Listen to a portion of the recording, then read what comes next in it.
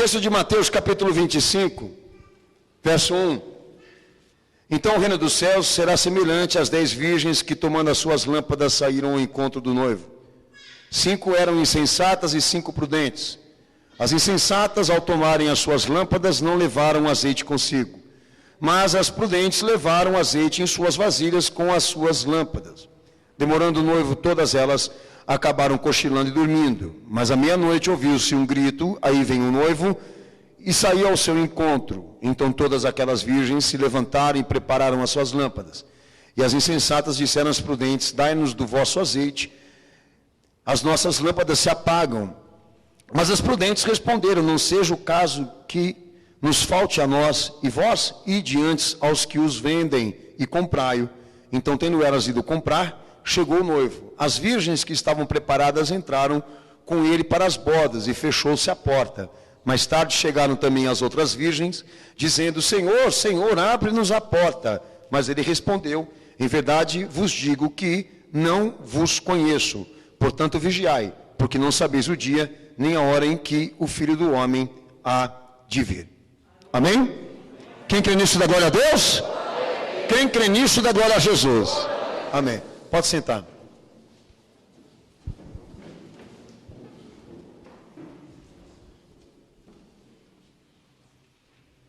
O tema, sendo tratado pelo Salvador aí, é vida eterna. Vida eterna, no ato da consumação, porque pela parábola, que quer dizer semelhança, ou que se assemelha, a vida eterna e a salvação de Cristo está sendo tratada como obra final. Está sendo concluída. É a igreja se encontrando com Ele, a igreja sendo convocada para encontrá-lo numa condição final, única, eterna. O texto trata sobre isso. Vida eterna no advento do retorno da vinda de Cristo para o arrebatamento da igreja. Tema esse que não é tratado, não abordado, não pregado praticamente por todas as igrejas nos dias de hoje, e isso também nos entristece. Enfim. O propósito desse texto, de Jesus com ele, é avaliar e classificar o salvo, o crente, desde a sua concepção até a sua apresentação. O que Jesus está tratando aí, na verdade, é quem são os crentes salvos e aqueles que vão ficar de fora, porque vão ser expulsos, separados, impedidos do privilégio da graça e da salvação, por razões. Então, por intermédio desse texto, ele classifica, por intermédio desse texto, ele dá noção de responsabilidade, por intermédio desse texto, ele abre um precedente para a igreja aqui nessa terra virgem se avaliar, entender, compreender salvação, ok? Que é uma coisa que as pessoas evitam para não se atemorizar, para não se assustarem, para não se escandalizarem, e é mais do que nítido que o povo está fugindo disso. Mas o propósito da parábola em si é exatamente nos aproximar desse gênero, desse perfil chamado salvo, que ele é tratado só nessa parábola, é tratado desde a sua concepção, do seu desenvolvimento, até a sua apresentação. E o que o meu Senhor está tratando aí é o seguinte, que se ele se apresentar, Deus se agradar, ele entra. Se Deus não se agradar, ele fica de fora. Ok? Isso tem que ser levado em consideração por você que está me ouvindo hoje aqui. Quantos já leram essa parábola? Levanta sua mão. Amém. Mas hoje, pastor, eu fui direcionado pelo meu Senhor aqui a tratar sobre a questão da sensibilização por quem fica. As 5 imprudentes. O Senhor pediu para mim tratar isso com você hoje aqui. E esse castigo delas não entrarem, serem impedidas, ficarem de fora, e é fato doutrinário do que Jesus está apresentando aí, segundo o livro, a Sagrada Escritura veio por causa de incapacidade e ignorância. por falta de azeite, entendemos que elas evitaram, renunciaram, desprezaram a capacidade do conhecimento, o posicionamento da fé. Mas aí é que está a questão. Por ignorância, por incapacidade, eu posso dizer aos amados irmãos, é muito pouco para essas 5 não participarem da salvação eterna e não entrarem. Daí entra a importância de quem está lendo a palavra de Deus, identificar a qualidade, a característica, a qualificação que Jesus está dando ali no texto. Ele fala das prudentes, e a qualidade delas as fizeram a entrar e participar, mas aqui ficaram de fora. Há uma palavra de peso aí, que eu quero chamar a igreja, quero chamar a atenção a essa noção. Há algumas traduções que chamam de nécias. Quem tem essa tradução, levanta a sua mão quando leu aí. Nécias, quem tem essa tradução na tua Bíblia? Levanta a mão. Ok. Quem leu imprudentes? Ok. Quem leu insensatas? A tradução aí está como insensatez. Pode levantar a mão, insensatas. Um irmão, 2, só 2 irmãos aqui.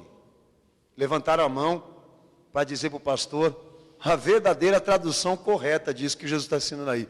Mas pastor, o que isso tem a ver? Muito a ver. Porque o castigo que está sendo aplicado a estas igrejas simbólicas aí no texto, por intermédio da qualidade de irresponsáveis, o castigo aí aplicado é muito severo. Por uma questão de irresponsabilidade, de ignorância. É muito severo. Mas se você for levar em consideração a palavra insensato naquilo que está sendo qualificado para quem ficou de fora, você vai entender profundamente quais as razões que faria o Salvador dizer para quem chegar no portal do reino, quais as razões que ele teria para dizer, aparta porque vocês não vão entrar. E é exatamente por essa linha que nessa noite eu vou trazer a mensagem do meu Senhor para você.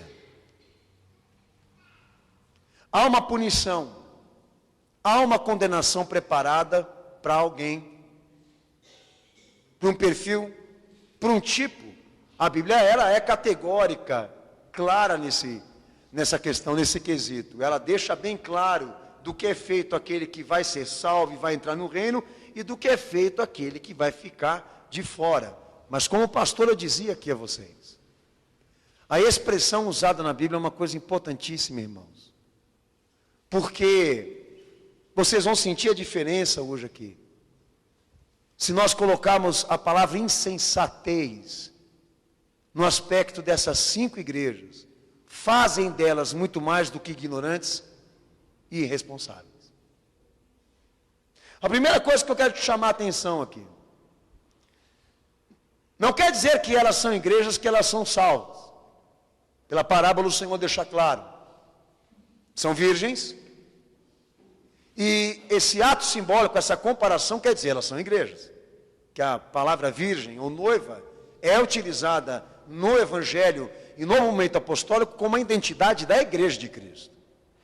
E de fato Jesus está tratando as 10 aqui como sendo igrejas dele. Mas quando elas se dividem por uma questão. Não são iguais. Se diferem por qualidades.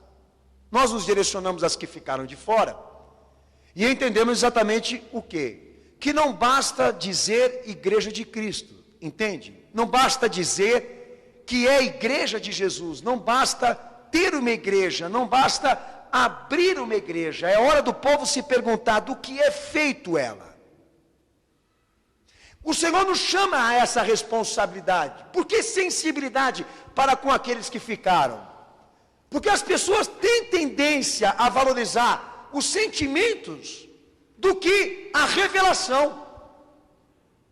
Tá? Porque esse texto está fazendo um levantamento por parte do Salvador não é para que você se comova ou interceda por quem ficou de fora, até porque ele morreu por elas, e sentir, pesar a tristeza por esse acontecimento como ele, ninguém vai sentir aqui. Ele pagou por elas, e não está vendo entrar, se salvar, então a maior tristeza é dele que pagou com a vida, não eu, não você. Mas as pessoas têm aquela sensibilidade aguçada, sempre para querer defender bandido, defender gente que não presta, e muitas vezes porque estas pessoas estão por detrás de uma prerrogativa, de uma insígnia, entendeu?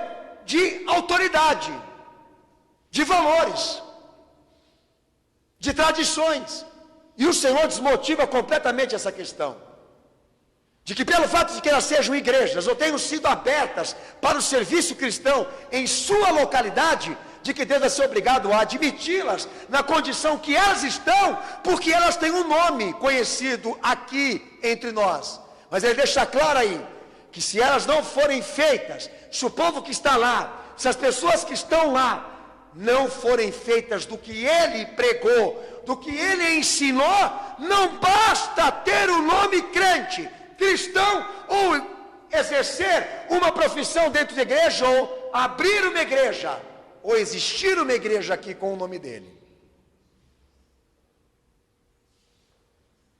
Então isso não nos dá uma posição, inclusive hoje aqui, confortável pelo fato de nós estarmos aqui. E nem a minha de estar aqui em cima do púlpito agora, gritando para você. Porque eu posso ser outro que vai para o inferno, porque estou te enganando aqui. A palavra não. Mas posso estar te enganando do que realmente eu sou feito. A palavra fala por si mesmo. Então é uma das primeiras coisas que o pastor eu quis aqui hoje, e o Senhor me tocou muito no meu coração para mostrar isso para você. A gente lê a palavra de Deus, mas não valoriza o que ela está informando. E é importantíssimo o tema ser tratado, e as qualificadoras serem implementadas na nossa versão, deixar que essa reflexão aconteça, para que realmente a gente não seja pego no convencimento, no conformismo, na ilusão, na fantasia de que nós somos cristãos, de que isso aqui é uma igreja, etc, etc, etc. Então nós temos muitas igrejas abertas hoje nesse mundo, mas nem todas elas são feitas, são criadas, são construídas a partir daquilo que Jesus quer. A pergunta que eu te faço hoje aqui é a seguinte: nós estamos construindo uma igreja para agradá-lo e servi-lo, ou uma igreja para homens? Você precisa saber o que você na verdade está buscando. É importantíssimo você saber a tua função hoje nesse culto aqui, o que você veio buscar, o papel que você veio cumprir hoje aqui. É exigir que essa igreja pregue a você a verdade absoluta. E esse nível de conformismo, esse nível religioso inútil, seja abolido pelo poder de Cristo e pelo poder da sua palavra. Eu não vejo um Deus se sentindo, pela verdade de Cristo, um Deus se sentindo obrigado a engolir, a receber o que Ele não quer, porque tem uma marca dele. Eu não vejo. Então hoje eu vou dizer a você, estas 5 insensatas não foram abordadas e excluídas por uma simples responsabilidade ou ignorância, mas por outras coisas que eu quero hoje aqui apresentar a você. Provérbios 1:7, a palavra insensato, irmãos, em toda a Bíblia, a palavra insensato deixa claro que quem é por excelência, tá? Quer dizer o seguinte, que todo insensato, ele não é insensato porque ele foi induzido, conduzido, influenciado. Olha, o diabo amordaçou ele, entendeu? Pôs uma algema aqui e carregou ele forçado a estar na condição que está. Todo insensato é insensato porque quer. Lê o texto.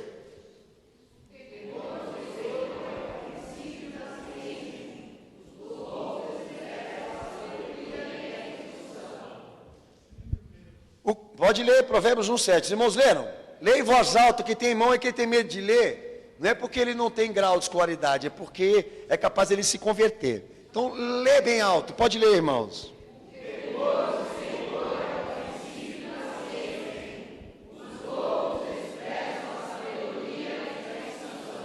Sabe o que é tudo isso que está falando aí o sábio de Deus? Que aonde há insensatez ou insensato, a questão aqui é esta: a ausência de temor de Deus. Não só ignorância, não só irresponsabilidades, mas também ausência de temor. Todo insensato desdenha dos princípios morais e piedosos da fé. A tradução: expandem a sua ira, desprezam o conhecimento, confiam nas suas próprias ideias, como segue Provérbios 1:22, Provérbios 23, Provérbios 12:15, 28, 26, Salmos 92:6. O insensato, ele não tem temor com Deus. E a escolha dele é baseada exatamente no quê? Na sua própria intuição com o mal, com a injustiça. Irmãos, a igreja hoje dá tanta ênfase para o diabo, para as guerras espirituais travadas, aquela coisa de conflitos. E o maior inimigo do homem é ele mesmo.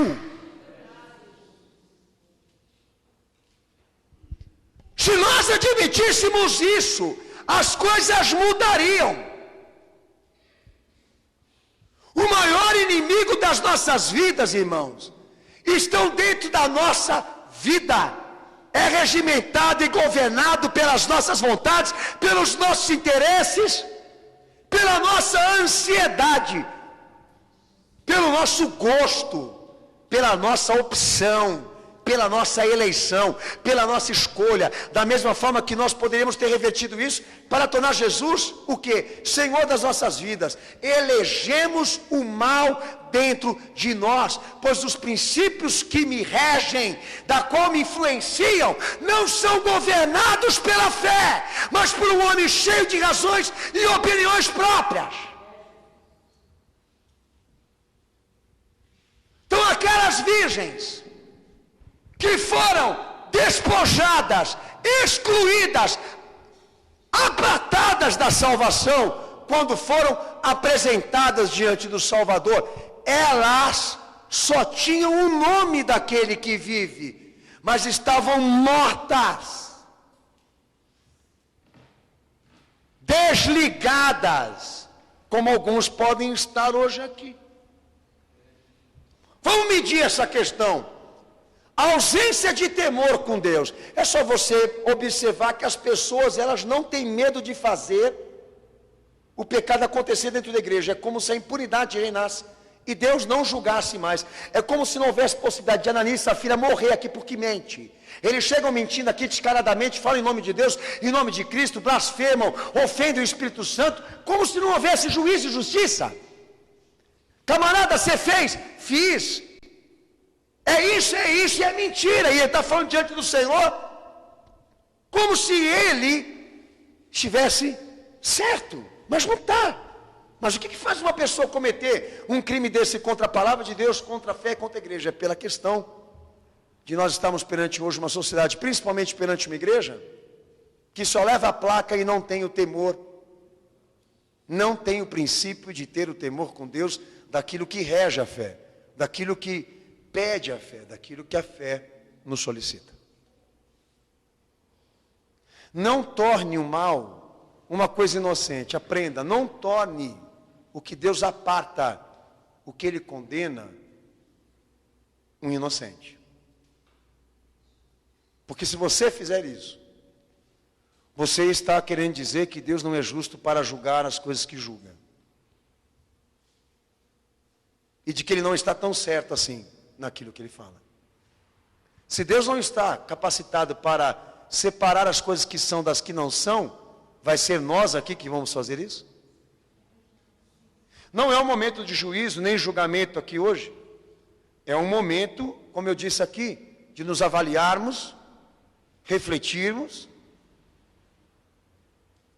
a nível daquilo que se doutrina um salvo, do que é feito uma igreja e um salvo em Cristo, de quem vai entrar. E quebrarmos esse conformismo, esse convencimento próprio, baseado numa pessoa completamente vazia das coisas de Deus. Isso tem que acabar. O cara é considerado crente, salvo, e pastor e servo de Deus, porque tem um rótulo, porque tem a marca, porque tem a expressão, a forma de se vestir, o comportamento, a Bíblia, essas coisas todas precisam ser modificadas por isso aqui. Uma igreja fiel, um crente fiel, um salvo em Cristo, ele não é feito de aparência, ele é feito de valores e princípios que Jesus implementou na vida dele. E ele precisa viver isso e apresentar isso de forma impecável quando ele for chamado para ter uma vida eterna com Cristo. Porque é o passaporte dele para a vida eterna, chegar lá impecável, edificado, como Jesus quer. Então se eu estivesse na condição aqui de alguns aqui, eu estaria desesperado, estaria em prantos agora, porque não tem ninguém melhor do que você mesmo para saber dizer aonde você se enquadra nisso aqui. As faltas, as penalidades que já foram cometidas no teu exercício de fé, que não te fazem um cristão, um salvo, mas uma obra forjada, que você está querendo que a igreja admita como coisa cristã, por causa desse sentimento humano que as pessoas tanto valorizam agora. Elas negam sofrer com a dor de Cristo, mas se sensibilizam com o mal. Que história que é essa?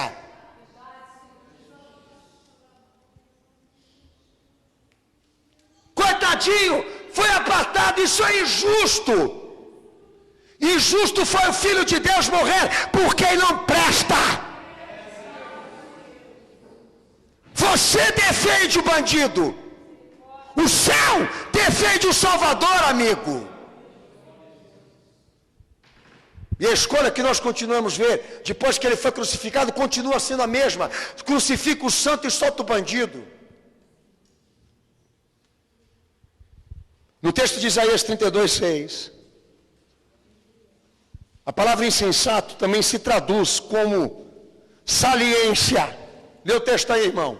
Você vai entender já já, fica aí tranquilo. Isaías 32:6. Vai.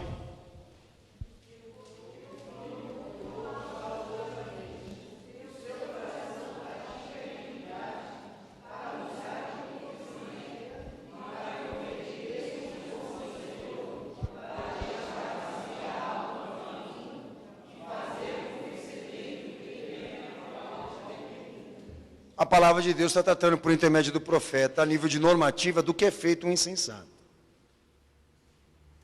Está pedindo que aquele que lê a Bíblia não haja de sensibilidade para com o insensato, porque ele é feito de maldades, de escolhas maldosas. Não haja de sensibilidade com isso, ou quem representar isso, porque de trás dessa fragilidade, por detrás desse coitado, desse judiação, que chega contando história farrapada dentro da igreja, contando que ele sofreu muito, ele tem uma história linda de sofrimentos, etc., aquela coisa toda que todo mundo gosta de contar, em cima da cerca. O que o profeta está fazendo aí é o seguinte: olha, como o mundo organiza e administra essas coisas, não é o mérito, mas como a igreja trata este indivíduo, essa descrição, essa é a nossa preocupação. Porque aonde houver a qualidade de um insensato, o profeta diz aí, vai com ele a depravação moral, a irresponsabilidade, a imprudência espiritual e a insensibilidade humana com as coisas de Deus. Não é um coitado, não é uma vítima do juízo de Deus, irmãos.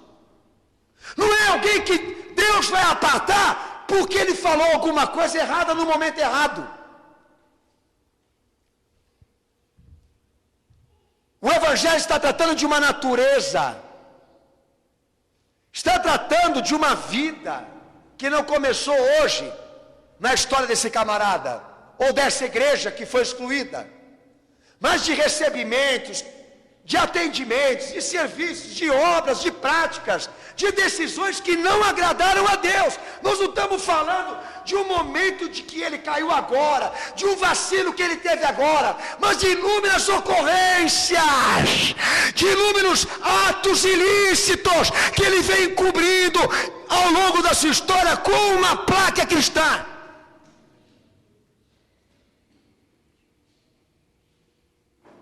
E do que a Bíblia trata, né? Do insensato, que ele é insensato por excelência. Ele é insensato porque ele quer ser, ele tem gosto, ele tem aptidão para o mal. Só que tem uma questão aqui, ele é uma igreja, ele tem uma placa de uma igreja, é chamada de virgem, está reconhecida no Evangelho. Alguns compreenderam as suas mudanças, alguns até atenderam aos seus apelos modernos, mas ela vai chegar no murão do reino do céu, a hora que Jesus olhar para ela, ele vai olhar de maneira diferente que a sociedade te viu, que o pastor te viu, que os teus irmãos da fé também te viram. E passaremos a estarmos avaliados e qualificados por Ele mesmo. Apartai-vos de mim, porque eu não vos conheço. Qual a avaliação, qual o juízo mais interessante para nós? Aquela que sai da igreja ou aquela que vem do Salvador? Põe no peso e medida da tua cabeça aí e faz a avaliação. Você tem acesso livre às igrejas, você tem acesso livre aos pastores. Você é uma pessoa como eu, que pode escolher hoje no século 21 a igreja que você quer congregar, com o estilo mais variado que você queira ter. Mas as coisas na salvação, no reino onde ele está, não funcionam assim. E essa é a questão. Nós temos que nos sensibilizar para aquelas que entraram. Nós temos que sensibilizar por aquelas que foram recebidas, que tiveram capacidade, preparo, santidade para serem admitidas na sua condição exata de vida com Cristo eterna. Deixa eu entender quem são essas igrejas, o que elas fizeram por merecer, qual a sua glória, a sua honra, o que elas tinham que agradar ao Senhor. Não, agora é o inverso. Não deixa eu interceder, orar, me sensibilizar por aquelas que ficaram, os deixados para trás. Deixa eu ir lá, né? Dar um abraço amigo, um abraço apertado, orar com ele, entendeu? Vou subir o monte com ele, fica à vontade, lindão. Mas pergunta se Jesus vai. Se sensibilizar por essas pessoas que você está colocando no céu. Hoje eu batizei mais de 1000 pessoas. João Batista nunca falou de número de pessoas que ele batizou, ele nunca festejou. No Evangelho, nunca fez festa para dizer, hoje eu batizei 1 milhão de pessoas em Jerusalém. Isso é visão comercial, filhos. Quer que eu te fale qual que é a parada? É matemática. O cara pega, faz a conta, 100, 200... 300 membros e já faz o rendimento mensal daquilo, e quanto que ele vai ganhar? Você acha que um cara que faz um rendimento mensal, de quantos membros vão trazer para ele todo mês, ele está preocupado com a alma e com a condição espiritual dessas pessoas que congregam ali? E ele sabe que essas pessoas que não querem a verdade de Cristo e a disciplina, vão procurar eles. Vão procurar conforto nas palavras dele, que não vai exigir responsabilidade nem condição espiritual, não vai exigir nada delas, a não ser o calor humano. Sinta o quanto você é amado aqui. Oh, rapaz, amar mais que Jesus, ninguém ama. E esses caras estão guardando o mais importante da salvação, que as pessoas precisam conhecer, para ficar falando de carisma. Ei, Que coisa que é essa, filho? Carisma. Olha a carisma do meu Senhor com gente que não presta aí. Aparta de mim. Aparta de mim. Há uma cartinha lá de Paulo a Corinto, não me lembro bem o capítulo, que ele vai tratar um episódio lá dentro da igreja, de um indivíduo, de um cafajeste lá, que tinha relações sexuais com a sua madrasta, e a igreja não punha a mão nesse cafajeste. Ele manda uma carta recomendando ao bispo da igreja, à igreja, de que tivesse um procedimento disciplinar com esse camarada, e sabe o que ele pede? Exclua o irmão imoral, para que a alma dele seja salva, mesmo que o corpo dele seja queimado. Daí você fala, nossa pastor, que forte. Eu vou dizer para você, por que forte? Ele está querendo dizer o seguinte: esse homem tem mais chance de se converter lá fora no mundo, por intermédio de alguém que nem seja cristão, mas leu, do que ficar sendo aqui bajulado, alimentado com falsas previsões de uma salvação que ele não merece e nem buscou. Aqui no meio de vocês, esse cara vai ser enganado. Expulsa ele, que é melhor, porque é capaz que ele encontre uma igreja verdadeira. Ai, lindinho, você vai entrar no céu. A bênção está te esperando, eu vejo isso. Eu já falei para vocês, se esse povo fosse honesto com esses falsos profetas, o primeiro que chegasse vendo chave de ouro para ele, ia pegar ele pela gravata, ia falar, vagabundo, sem vergonha, você está vendo mentira, porque eu não mereço nem a porta, quanto mais a chave dela. Safado! Mas não, eles ficam assim, ai que delícia. Ai que delícia. Daí eu escuto o seguinte: seu pastor, o senhor tem que respeitar as igrejas, pastor. O senhor tem que respeitar, eles também são teus irmãos, gozado. Eles implementam a cosmovisão da igreja, a pura cosmovisão. A igreja é um universo, todo mundo é da igreja, todo mundo está dentro dela, aquela coisa toda. E Jesus não faz isso. Ele faz uma experiência diferente conosco. Ele faz questão de que você saiba aonde está a igreja dele no meio de todas estas pluralidades e diferenças. Ofende isso? Eu não, para mim não. Samuel escutando meu Senhor assim, ó. Você é um cafajeste mesmo, hein, Daniel? Obrigado, Senhor. Eu mereci ouvir isso. Obrigado, é a pura verdade, eu sou mesmo. Era mais digno do que você disser.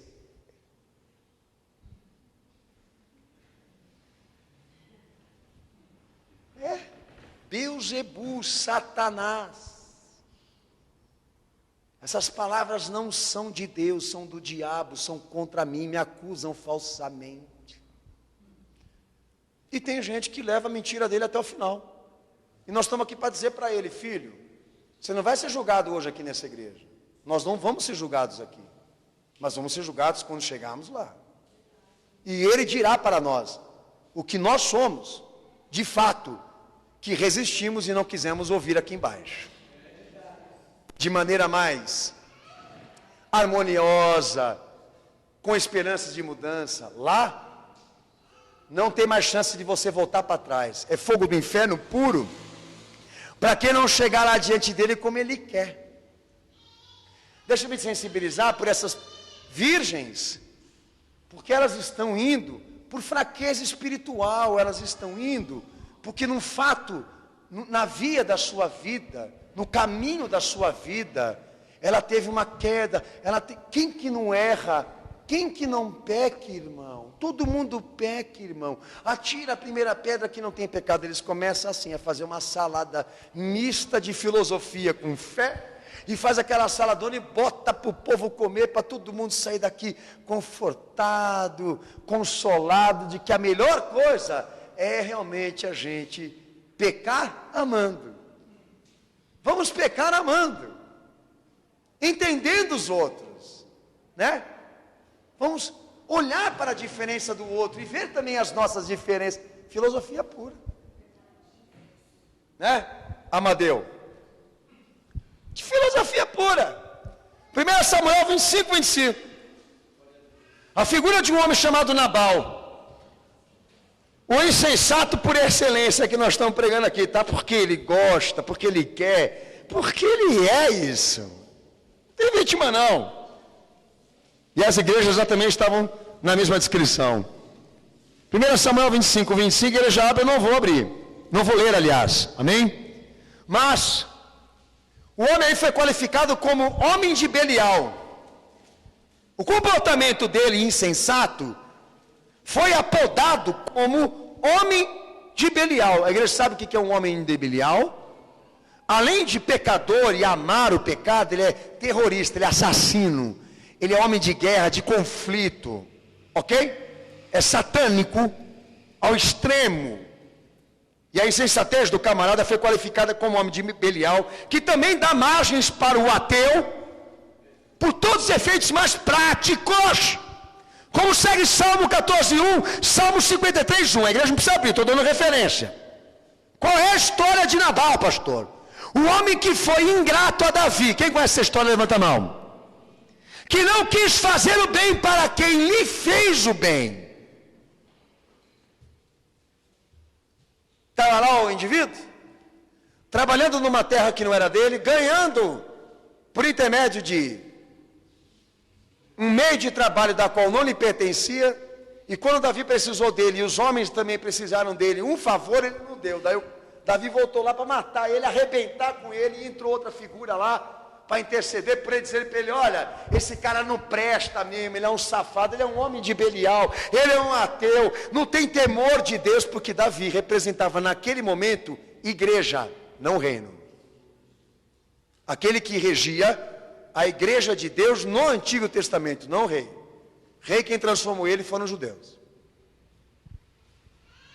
Então esse indivíduo aqui é aquele que entra no terreno de Deus, pega as ovelhas de Deus, pega a obra de Deus e age de maneira insensata, ao mesmo tempo que lucra com estas coisas.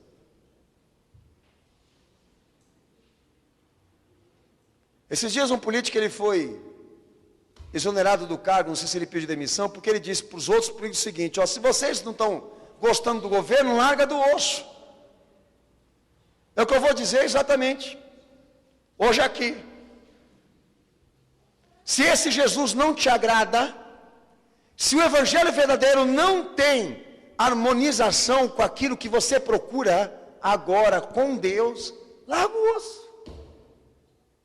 E segue a tua jornada. Há muitas propostas aí no mundo aí para você seguir. Agora, entrar dentro daquilo que Deus governa, daquilo que é dele, daquilo que é sagrado, daquilo que é santo. E desenvolver ali má conduta, ter uma vida cristã irresponsável, e não querer mudar, aliás, faz de você, ou de mim, ou quem é isso, uma coisa bem pior do que o mundo. Então essas igrejas que foram apartadas de Cristo, pela própria palavra dele, não foram só apartadas porque elas eram irresponsáveis e ignorantes acerca da volta de Cristo, da volta de Jesus, do arrebatamento da igreja. É porque elas eram tudo isso daqui que eu estou pregando aqui. Salientes com o mal, sem temor, homens de Belial, porque a qualificadora lá é, elas são insensatas. Agora eu pergunto para os irmãos aqui, pastor, como é que tem gente que consegue dentro de uma igreja representar o mal? Porque eu acredito que Deus não fala ali. Porque se falar, é que nem aqui no cenáculo. Se não cair pelo poder de Deus, cai pela porrada. No bom sentido, tá? Entendeu? Aí você vem aqui montar a barraca aqui nesse ministério. Você vem aqui para poder ter uma vida com Jezabel, com Balaão, com tudo que não presta em nome de Deus, nós vamos dar um trato em você. Por isso que quem está vindo de outras igrejas, eu não tenho medo para falar isso para você, não tem nada para esconder não. Eu nem pergunto de que igreja que ele é, e nem a função dele da igreja dele. Você vai ficar 1 ano comigo aqui aos domingos, para ser martelado e quebrado. E lá no final desse um ano aqui no cenáculo, você vai me amar ou você vai me odiar? Porque nós não vamos te admitir como membro, porque você é bonito, você é lindo, você tem dinheiro. Mas com o seguinte certificado: agora você sabe o Jesus que fala aqui. E se você entrar nessa igreja para querer ser membro, com Jesus que está aqui não querendo servir, você é louco, você é maluco. Nós vamos te quebrar no meio. Vamos te rachar.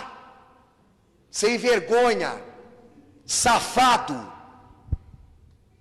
Quer licença de pastor de igreja para catar um monte de mulher lá na rua? Cata a mulherada lá, faz um monte de besteira e vem buscar unção na quinta, no domingo. A juventude que o diga. Prostitui, adultera, fornica, faz filhas ocultas, aborta. Depois, pastor, nós queremos casar e ainda vem em casa de branco.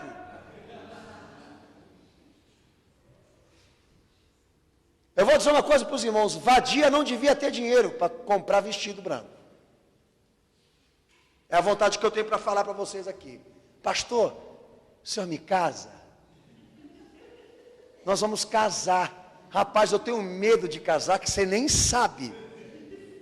A pergunta que eu faço aqui é a seguinte: olha, irmão, vem cá. Papo reto, tá? Vocês transaram? Vocês viveram uma vida conjugal? Vocês tiveram relação? É a nossa interrogação, porque hoje é normal eles ficarem aí na aptidão sexual, trocando farpas e amores, etc, e beijos. Meu filho, quando a igreja acaba, você não sabe do que eles são capazes de fazer. A igreja fecha, vira pizza, vira festa. Eu venho de igreja assim.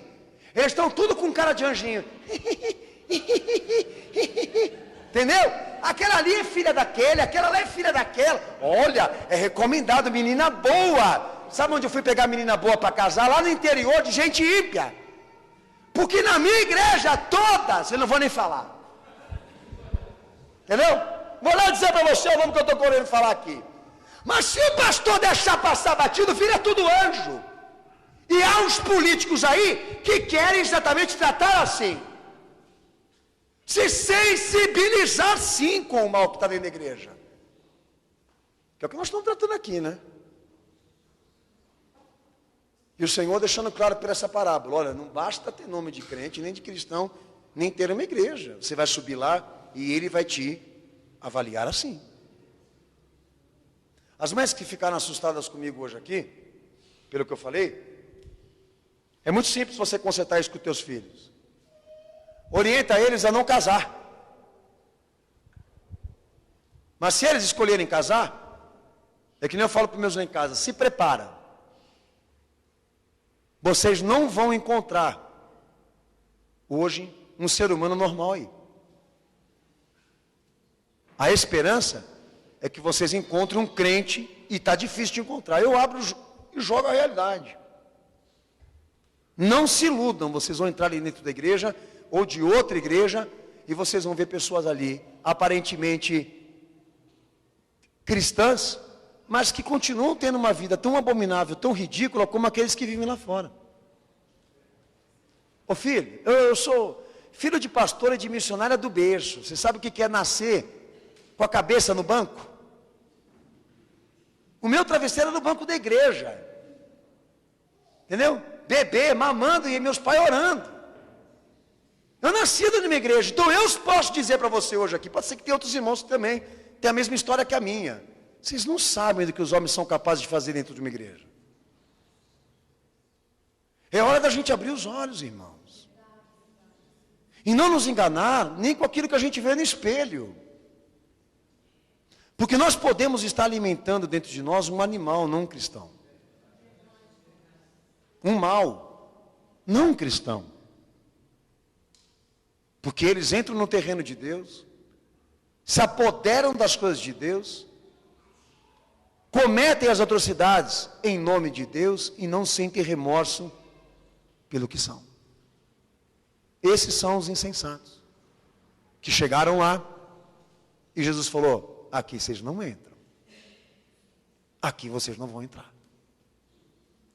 Irmãos, Tem pastor fazendo monografia para defender relação homoafetiva concebível na fé. Daí eu fui pegar aquele idiota que eu tenho vontade de massacrar ele se eu não fosse cristão. Botar ele dentro de uma cela, esse bandido. E fui entender o que ele estava querendo dizer com isso. Relação homoafetiva concebível. Mas desde quando sodomia é concebível? Daí ele fala, é porque nós entendemos que na relação homoafetiva, se houver sinceridade e pureza no amor que se sente ali, não é pecado. Por isso que eu não tenho cabelo mais, porque eu arranco toda vez que eu escuto isso. Então pera um pouquinho, o pecado não é mais pecado, porque agora há um sentimento, há um amor. Eles pensam assim, essa lambança aí, mas eu amo ele, ela me ama, pastor. Nós fizemos tudo debaixo da sinceridade. Entendeu? Veio tudo do amor, é amor puro. Mas nós não entendemos esse amor teu.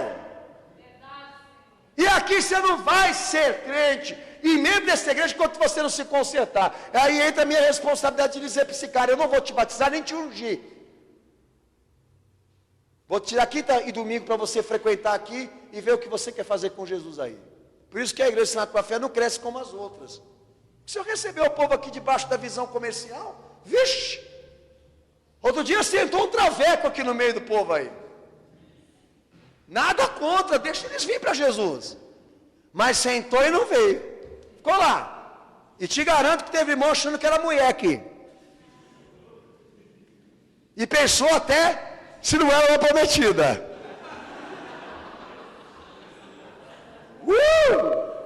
Uau! Faz tempo que no celular que não entra coisa boa. Por isso que de lá para cá eu costumo dizer para o meu Senhor, Senhor, manda mais uns desses aí para pegar os tarados aqui, os tarados de prontidão, tudo na boca da coisa errada. Né? Deixa vir. O mal não é a homossexualidade, o mal é o pecado. Se eles vão se converter, se eles vão se regenerar e transformar, é processo para eles, como foi para mim, no mal que eu fazia, no mal que eu praticava. Mas eu quero ser tratado, eu quero ser curado. Por favor, igreja, Jesus, pastor, me ajuda aí. Eu quero me recuperar, eu quero me transformar. Nós não estamos mais vivendo esse tempo. Nós estamos vivendo o tempo seguinte. Me acolhe, me ame, me abrace, me aqueça, me ajude. Mas não me converta, porque senão eu vou te odiar. Entendeu? Vou te odiar. Eles não querem a verdade. Eles não querem o que é puro. Eles não querem o que é santo. Eles querem encobrir todo este mal com a face de Deus.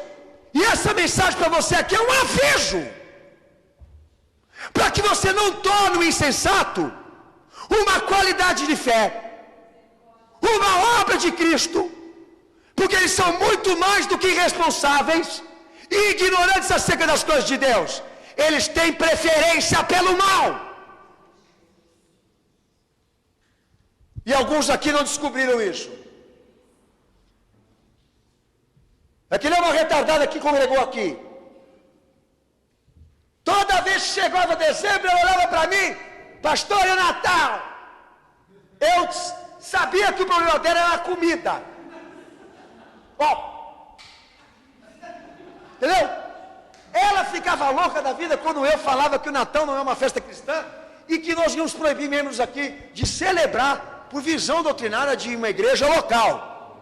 Mas é termo bíblico. Está aberto para todo mundo aí tratar. E a tecla, Natal, Natal, Natal. Daí tem um irmão aqui, te garanto, ficou pensando, coitadinha. Dá uma bolinha para ela, do pinheirinho, pastor. Qual o problema dela ir lá comer o pernil, o peru, da mamãe, do papai, tadinha. Né? Como que o pastor é mau. Bom, saiu da igreja, foi embora. Que ela percebeu que nós não arredamos o pé aqui. Daí os irmãos, os pombos correio, chegaram e disseram assim para mim, pastor, eu tenho uma notícia para te dar. E eu já vejo que é tragédia pura, né? Os irmãos olheiros do pastor. Fala, irmão, conta a desgraça aí logo, vai. Sabe aquela irmãzinha lá, pastor, do Natal? A do peru, pernil, pança. O problema dela era comida? é budista agora. Ela começou um debate aqui comigo aqui, baseado no Natal, mas o que ela queria era empregar fuga. O que ela queria era uma justificativa para poder sair com honras. De que a igreja foi insensível com ela, desumana. Porque dia 25 de dezembro, nós todos temos a tradição de cortar o pernil. E o Senhor mandou cortar na nossa carne. É desumano, pastor. Então aí é que entra o propósito dessa palavra hoje aqui. Não trate como obra de Cristo aquilo que representa a insensatez. Nos textos de Provérbios 1:7, Provérbios 10:14, Provérbios 12:15, Provérbios 15:5, aparecem, vou tratar de 3 expressões aqui, mas uma primeira expressão que no hebraico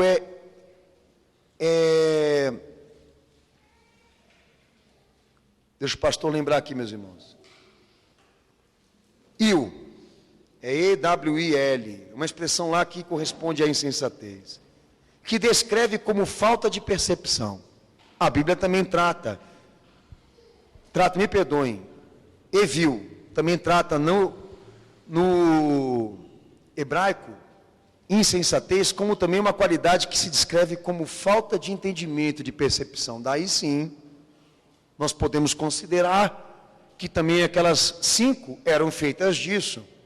Como também Provérbios 1:22, Provérbios 10:33, Provérbios 14:16, Eclesiastes 2:14, 5, versículo 1, apresenta também uma outra expressão correspondente à palavra insensato, que é quesil no hebraico, e que também implica obstinação teimosa, teimosia, coisa mais amenizada, que também já foi percebida também por muitos aqui. Na terceira expressão, sakhal, no hebraico, Jeremias 4:22, 5:21, 1 Samuel 26:21, 2 Samuel 24:10, Eclesiastes 2:12, 7:25, essa expressão está lá, que também detona uma obstinação quase irracional. Então, insensatez também pode-se dizer que é obstinação, teimosia e falta de percepção.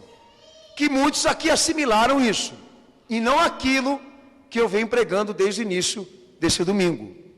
A coisa é mais explícita, mais preocupante, porque o insensato não é só tratado de nível irresponsável ou ignorante, mas daquele que tem aptidão para o mal. E a diferença dele é essa em relação ao mundo. Ele é a igreja agora. Paulo usa o termo insensato para identificar aqueles que utilizam os propósitos de Deus de maneira equívoca. 1 Coríntios, capítulo 1, verso 25 e verso 27. Leia. 1 Coríntios 1, verso 25 e verso 27. Leia para o pastor em voz alta, por favor.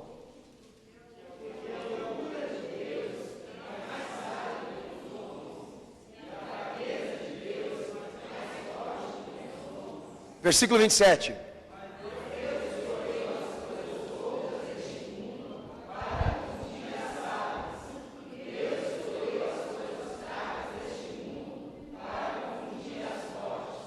Amém? Amém, Jesus? Percebe-se que no meio de todas essas confusões e diferenças que a igreja estava na época de Paulo, ele se sentiu obrigado exatamente a identificar o quê? Aquelas que são entre aquelas que estavam aparentemente formadas ou ligadas ao acontecimento da cruz. E ele foi obrigado a tratar exatamente o quê? Que essa transmissão de valores que nós estamos pregando hoje aqui, para ser a igreja ideal de Cristo e não aquela que é explicitamente jogada para fora, essa transmissão de valores, ela vem de um encontro, de uma união com Cristo absoluta, irmãos. Que aí entra a questão de não haver uma preocupação de nós sermos santos, fortes, bons, perfeitos. Por quê? Porque todos esses valores que o reino do céu prega vão ser trazidos a nós pelo poder da fé, da união com Cristo. Mas o insensato, aquele que a palavra de Deus está tratando hoje aqui, ele é o inverso. Por quê? Ele identifica aqueles que não querem, mas usam os propósitos de Deus mesmo assim.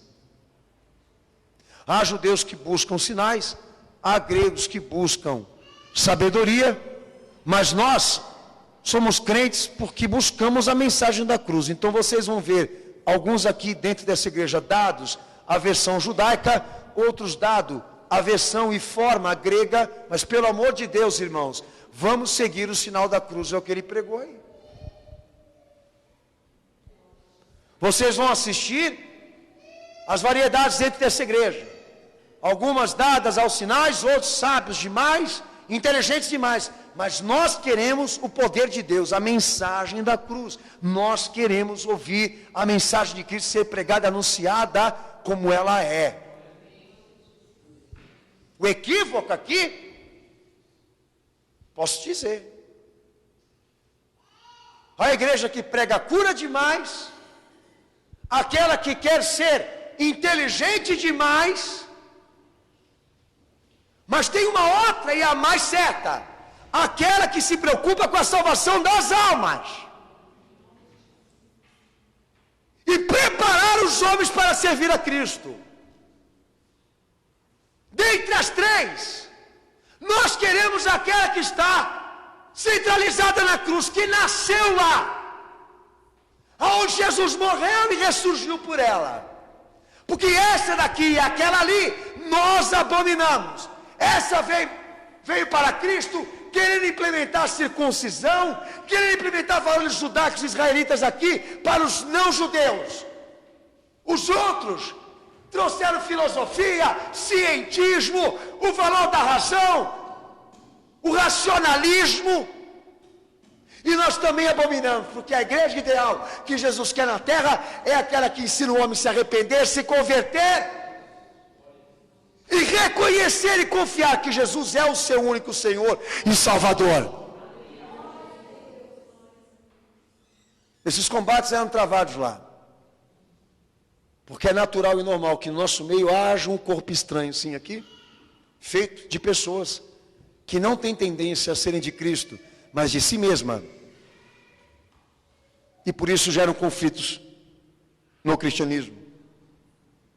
No texto de Lucas 11:40, a insensatez também é tratada como um indivíduo que muitas vezes é incapaz de saber no que está envolvido. Pode ler o texto. Lucas 11:40, pode ler.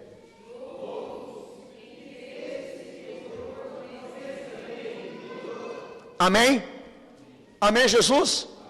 A pergunta que nós fazemos aqui, eles não enxergam, não percebem, não veem no que estão envolvidos porque são inocentes ou porque eles têm aptidão para o mal e são crentes na maldade? Quem entrar no texto profundamente aí vai saber que esses homens não estavam envolvidos por uma influência espiritual maligna como inocentes, mas se tratavam de homens que tinham aptidões, tendências a serem governados pelo mal. Por isso eram opositores de Cristo. Vou até mais longe. Esses partidinhos que apareceram no caminho de Jesus, para fazer frente para ele, eram todos partidos financiados de Roma, para fazerem essa frente, chamada reeducação religiosa. Não estavam lá por ignorância, por também questão de não ter vontade de ser responsável. Eram representantes do mal, irmãos. Não eram simples partidinhos da ala israelita, não. Eram homens que fizeram um acordo com Roma para que o templo fosse construído. Eles iam ter que prestar serviço para Herodes, ensinando Israel a seguir a doutrina helenista, e abandonar os preceitos e os mandamentos de Deus. Daí Jesus entra lá bem no cenário desse acordo, e vai pisar na marmita dos caras e prejudicar lá no esquema deles lá. Por isso a perseguição. Não eram pessoas confusas, perturbadas, tá? Não é aquilo que as mulheres costumam dizer, estou, na época desse mês, como é que é? Estou com TPM. Olha, eu explodi com Jesus porque estou com TPM. Não era nada hormonal, não. A conspiração daqueles caras, nem demoníaco, eu acho que até o diabo não aguentava eles. Haviam interesses ali. Interesses que geraram essas guerras, esses conflitos que estão aqui presentes hoje. Por meio de pessoas que querem dizer para nós que não conseguem chegar ao padrão que o Evangelho exige, porque são fracas, impossibilitadas e são feitas de uma história triste. Porque o céu não está virado para elas como elas imaginavam, e elas começam a colocar essas complicações sentimentalistas, querem chamar a atenção de que não tiveram sorte, etc, etc, etc.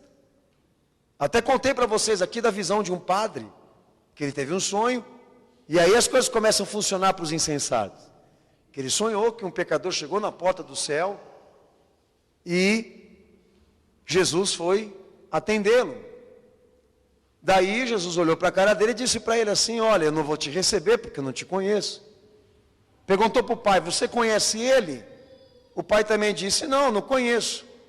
Daí de repente levantou Maria e disse para ele, não, pode entrar, porque eu sei quem é ele. Foi a visão do padre. Deve ter tomado um jumé, misturado com coisa romana, missa do galo. É isso que nós vamos admitir para a igreja de hoje? Que as pessoas sejam consoladas por essas reversões? É melhor nós encararmos a realidade de Cristo agora. É melhor nós sermos qualificados, discriminados, até mesmo ficamos tristes por causa disso. E nos salvarmos dessa perversidade que se chama conformismo, do que esperarmos para saber disso no último dia. É melhor sentir essa dor aqui agora do que sentir essa dor quando Ele estiver olhando para você e para mim. E dizer, aparta de mim porque eu não te conheço. Esse constrangimento, chamado disciplina, irmãos, só é aceito e buscado por quem tem temor. E o crente tem temor de Deus. E a preocupação dele, hoje, pode ter certeza, irmão. Certeza, cenáculo da fé. A preocupação dele hoje é saber de que ele não está apresentável aqui, como Jesus requer para ser chamado. Por isso a nossa luta aqui. Eu não sou nenhum santo. Está vendo a auréola aqui? Você está vendo eu vestido que nem o Henri Cristo, aquele drogado, para não falar outra coisa. E o homem gosta de mulher, hein? Vocês estão vendo eu vestido aqui? Para chamar a atenção de vocês? A não ser um terno e uma gravata que é tradicional. Eu sou tão propenso a ter conflitos espirituais e cair nas tentações como você.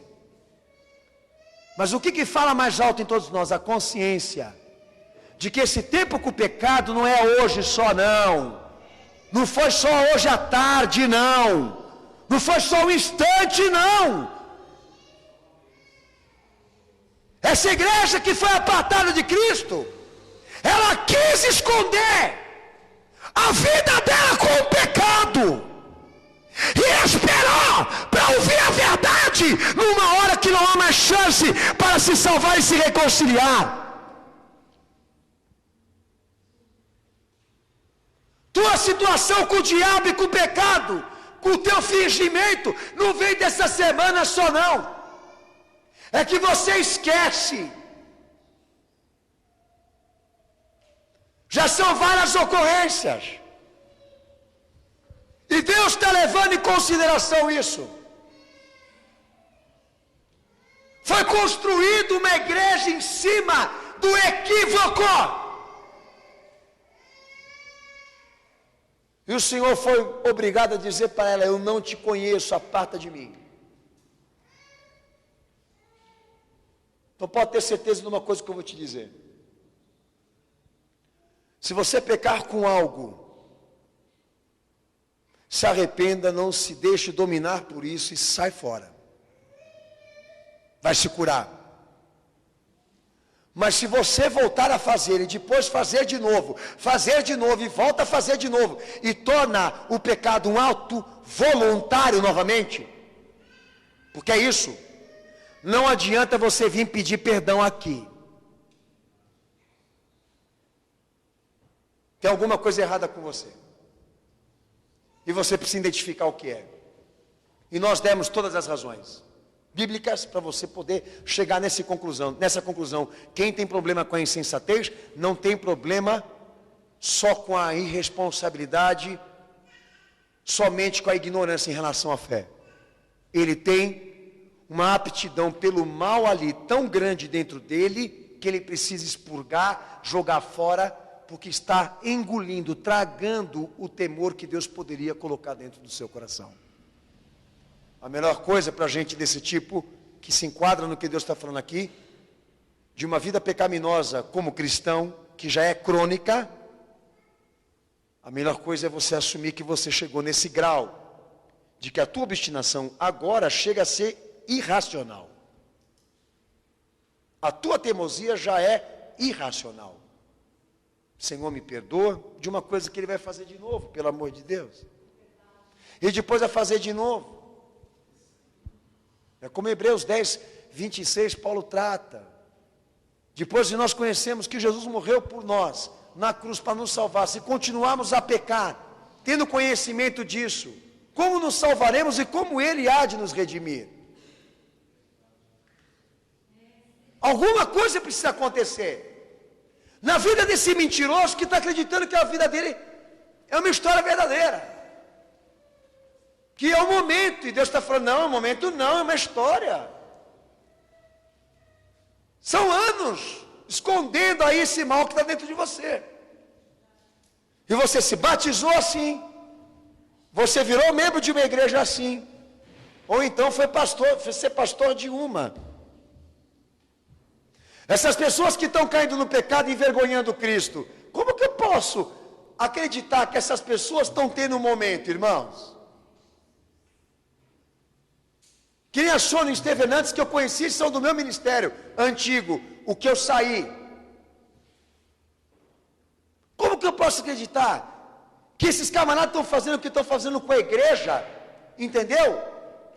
Sem consciência de consequências, sem visão do que eles podem sofrer com isso. Para mim, eles sempre foram isso. A extensão deles me diz isso. Aonde eles estão chegando me prega isso. Porque uma pessoa que conhece Jesus e que um dia se entregou para Cristo, se ela cai hoje, amanhã já está mal. Ela já quer morrer, ela está com vergonha, ela não bota a cara para fora de casa. Mas esses caras que praticam mal, e por de cima eles pregam uma coisa que eles não vivem, e fazem essa salada, e estendem isso e não querem parar. Há quem diga que eles são inocentes. E ainda defendem ainda que eles não fizeram mal nenhum. Hoje, eu digo para você, à luz do escrito sagrado, eles nunca foram, porque se fossem, voltariam. Seriam honestos para dizer o que são. Eu não teria a cara de entrar aqui dentro da minha igreja aqui hoje, e encarar minha igreja, meus irmãos e meu Jesus, como bandido. Eu não teria coragem. Sou um homem que também erra em algumas coisas. Mas não tenho força para encarar Cristo e a igreja numa vida de imundícia. Sinceramente não tenho. Não consigo. Tento, mas não consigo. Por isso que toda vez que o mal aparece para mim, eu não entro nessa via, e não ando por ela. Tenho vontade, mas não ando. Porque me pergunto, como é que vai ser amanhã? E depois de amanhã? Olhar na cara dos teus filhos, olhar na cara da tua esposa, olhar na cara dos teus irmãos e fingir que está tudo bem, que nada aconteceu. Como é que vai ser, Daniel? Daí eu paro e penso, não vale a pena. É um preço muito caro para mim, essa vida de mentiras que alguns aqui estão querendo insistir e levar até o tribunal com Deus. Se sensibilizar por aqueles que ficam, por aqueles que vão embora, por aqueles que saem, por aqueles que negam, por aqueles que caem, a fé não comete esse ato, ela não aceita esse tipo de sensibilidade. Mas se ele vier se arrepender, buscar perdão, admissão, etc., Jesus abre os braços para ele. Mas sair e ser qualificado como um desviado, onde tem essa palavra na Bíblia? Como é teu nome? Desviado. Corta o D. Né? Daí talvez tenha sentido você, mas desviado não tem na Bíblia. Ele quer dizer o que com isso? Estou de férias. Estou em Miami. Fui tirar um descanso de Cristo, mas eu volto, tá? Quantos ouviram isso aqui? Levanta a mão. Né? Você está andando lá. Oi. Um dia eu volto, tá, pastor? Cabra, volta coisa nenhuma. Sabe? Eu tenho vergonha de entrar na igreja. Sabe? A igreja é muito santa para mim. Já ouvi esse tipo de discurso também. Eu não vou lá. Eu não estou bem. Espera eu ficar bem para depois eu ir. Discurso de canalha. Porque ele sabe, no fundo, que a igreja é para o pecador para se arrepender. Mas que história que é essa? Um dia eu volto, tá? Ok, tá bom. Mas não queira condolências dessa aqui. E é capaz de montar uma outra igreja com essa visão degenerada. Aonde todos têm o direito de parar, pensar, ficar em cima do muro, comendo aquele matinho, coçando a cabeça e sabendo o que vai ser e para quem, para que direção ir, aquela coisa toda de pensamento. Vamos pensar, vamos dialogar, vamos conversar. E muitas igrejas estão virando antros de debate e discussão. Estão indo para lares, para casa, dizendo células. Mas são, na verdade, redutos de delinquentes. Porque no meio daquela conversa toda tem Coca-Cola, pipoca, salgadinho, coxinha. Glória a Deus, irmão, fala mais. Conta bem, seu irmão, fala mais. Percebe-se, né, meus irmãos, que a tática estão dando certa. Onde você está indo? Na célula. Na célula. Estou indo na célula. Estou indo lá no G12. Né? E nós temos que ter um compromisso hoje com Cristo de reverter essa situação toda aqui. É muito simples definir para você o que Deus quer desse culto hoje aqui. O que Deus está requerendo dessa igreja hoje aqui. Ele edificou e construiu uma igreja para Ele, da qual ela é feita de princípios e valores que procedem do seu reino. Para este mundo ela é invisível, para o céu dá para se ver aonde ela está. E quando o noivo vier para arrebatar a sua igreja, ela saberá aonde vai ser celebrada as bodas do Cordeiro, e estará lá para se sentar com ele, não porque ela é igreja, mas porque ela é de Cristo. Aleluia, meu Senhor. Aleluia. Santo é o teu nome, Jesus. Deus tem um propósito com todos nós. Ninguém ficou de fora aqui do que projeta Evangelho com a igreja. Ninguém ficou de fora, todos podem participar. Mas é importante nós sabermos isso hoje aqui. Que se caso existir aqui alguns atos inconsequentes, irresponsáveis e maldosos, iníquos, e as pessoas não quererem largar do osso, largar da igreja, do cristianismo, como estão fazendo agora, montar um estilo, um segmento, uma corrente, um paralelo, uma coisa próxima, um genérico. Vamos saber hoje aqui, que lá no reino de Deus, lá no céu só entra um tipo. Pode ser 5, pode ser 10, pode ser 1000. Mas todas devem estar adequadas e alinhadas como Jesus quer. E hoje eu entendo que esse púlpito aqui é o púlpito que vai receber choro, lágrima, pranto, de quem tem plena consciência de que não está preparado para ser chamado agora.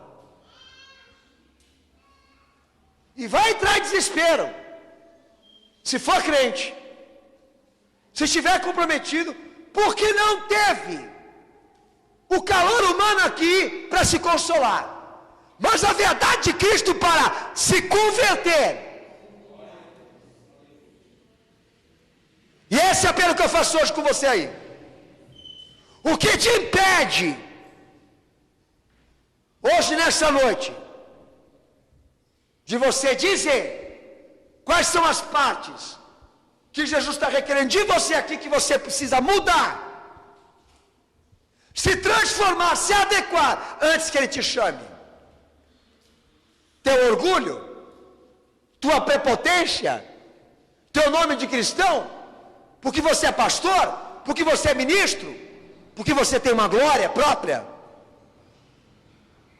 Teu preço vai ser caro se você deixar para o último dia.